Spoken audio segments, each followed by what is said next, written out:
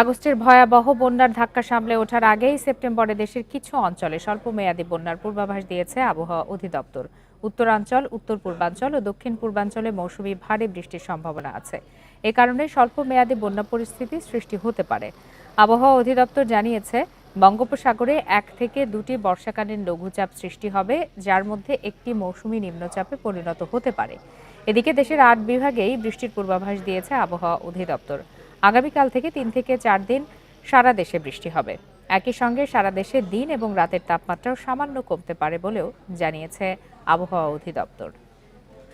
স্বাভাবিক যে বৃষ্টিপাত, সে বৃষ্টিপাতের সম্ভাবনা আছে। অর্থাৎ সেপ্টেম্বর মাসে কিন্তু বাংলাদেশের উপর মৌসুমী বায়ু সক্রিয় থাকে, বিদায় কিন্তু এই সময় বাংলাদেশের উপর বর্ষার বৃষ্টি হয়। এর প্রভাবে কিন্তু এইসব অঞ্চলে, বিশেষ করে উত্তরাঞ্চলে, উত্তর পূর্বাঞ্চলে এবং দক্ষিণ পূর্বাঞ্চলে স্বল্পমেয়াদী বন্যা হতে পারে।